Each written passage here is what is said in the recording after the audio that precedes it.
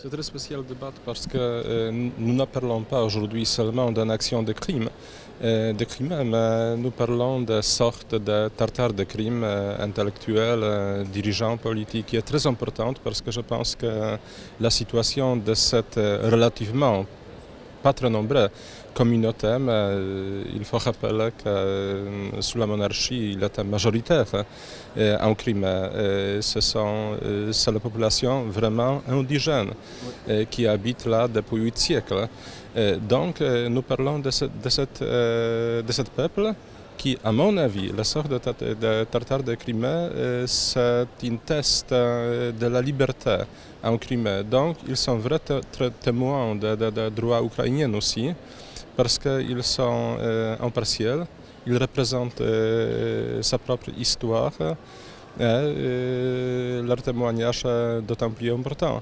Je rappelle aujourd'hui l'histoire héroïque de ce peuple dans le XXe siècle parce qu'il faut rappeler que la République de Tartare de Crimée était acceptée internationalement. Ils ont demandé à la Ligue des Nations des relations spéciales avec la Pologne, la contre-révolution, la résistance russe contre les bolcheviks se termine en péninsule de Crimée.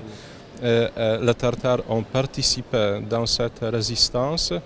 Il était cruellement persécuté pendant la Deuxième Guerre mondiale parce qu'il était en tant que population déportée en 1944 par Staline.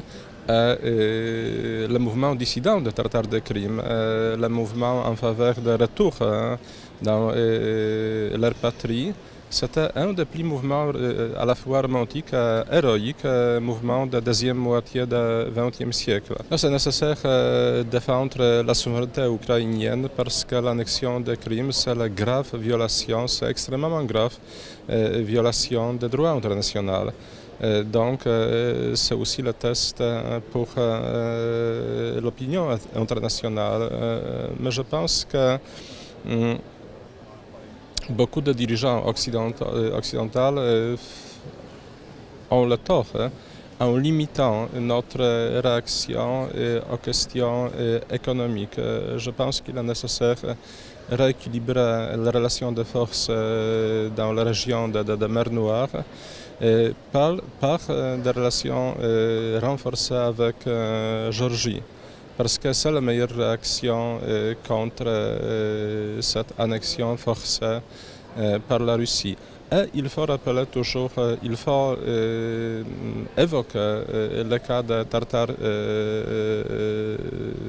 de Crime comme le témoin privilégié de la liberté de la situation sur cette péninsule.